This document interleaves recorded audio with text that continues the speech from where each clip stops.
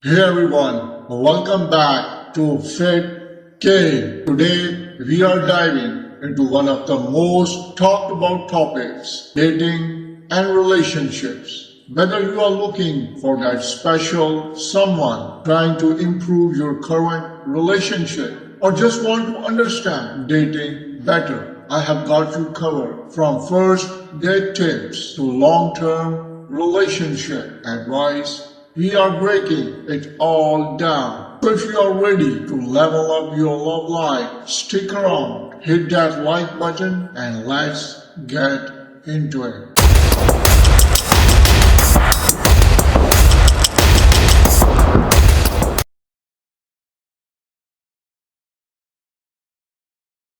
It's natural to bring your fears and negative past experiences to a new relationship. After all, it's a survival mechanism to prevent heartbreak.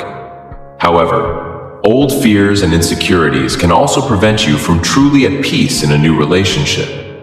For example, if you were cheated on in the past, don't distrust your new partner just because of your ex's actions. Focus on what you're learning about your partner in this moment now, instead of thinking too much about the past. Embrace your own story and unique experiences to build self-confidence in this new relationship. While the dating history conversation will be an important one to have with your new partner eventually, don't rush into it. There's no need to explain what went wrong in your last relationship on the first date, or find out about their dating past before you know the names of their siblings and where they grew up. Likewise, if you're finding yourself unable to focus because you're fantasizing about forever just a few dates in, try to slow your roll and exist in the moment with this new person in your life. You only get the honeymoon period once after all.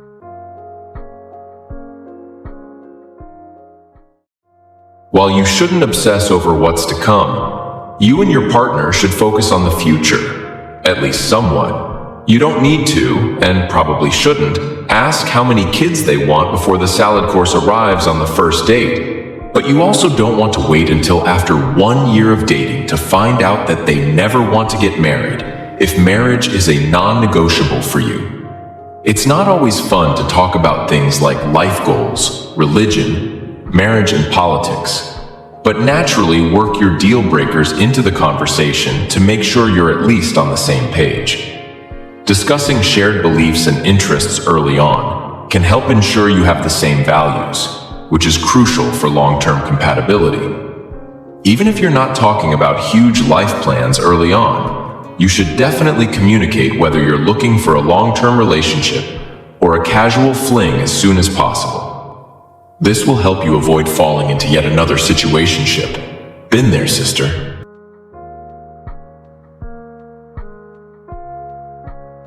Sometimes we want to be in a relationship so badly, dating burnout is real, that we don't even realize we're more attracted to the idea of a relationship than the person we're in a relationship with.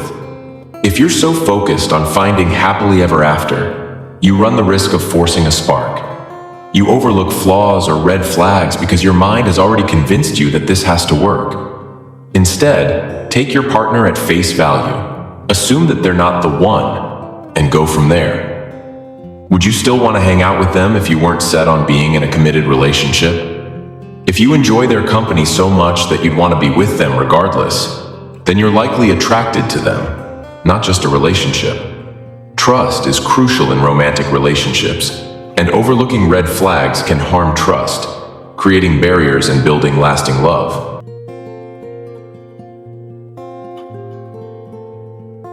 This should go without saying.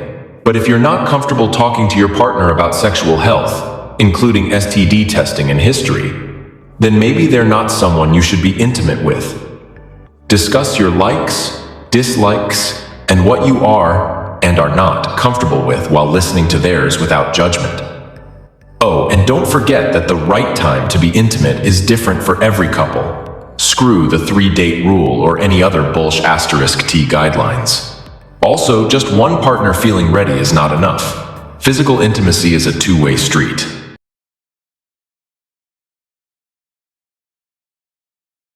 In new relationships, it can be tempting to keep it all to yourself. However, meeting friends early on is crucial for building a healthy partnership.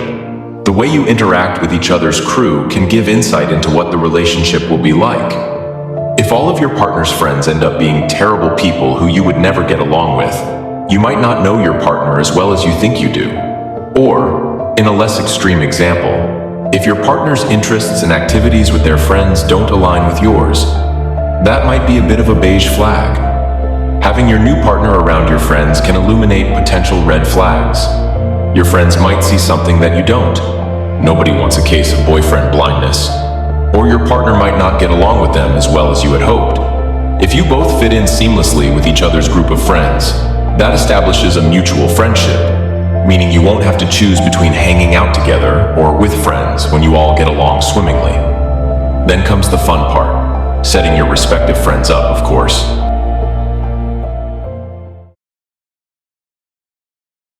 Texting is a modern-day blessing when it comes to regular check-ins and sending funny memes to make your partner laugh while they're at work. However, don't text for anything deeper than making plans or LOLing over TikToks. Discussing your feelings for each other or getting into disagreements should always be done in person. A lot can be lost in translation in writing. As a writer, trust me. And texting usually only causes more confusion when it comes to serious topics. If you feel an argument coming on, let your partner know you'll discuss it when you can talk it through together, face to face. Online dating can be a useful tool, but it should not replace in-person conversations for serious topics.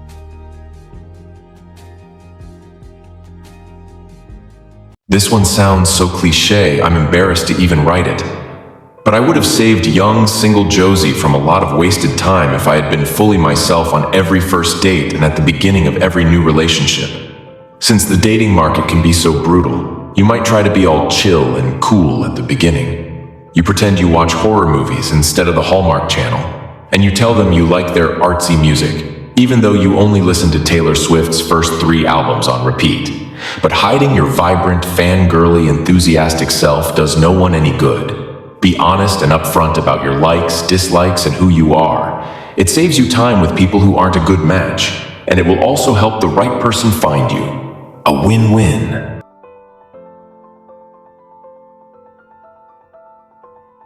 Another personal story coming at you. I can look back at the beginning of every relationship and remember all the times I worried about how my hair or makeup looked before going on dates, or reading into all the little signs out of worry they didn't like me as much as I hoped they did. But the beginning of relationships is so special. The new relationship bubble has yet to pop. The honeymoon phase feels like it will last forever, and you're smiling like all the time. It's normal to feel scared or reluctant to be vulnerable when your heart is on the line. But no matter how scary a new relationship can feel, don't forget to enjoy it. Notice all the little moments, try new things together, and live in the now as much as possible.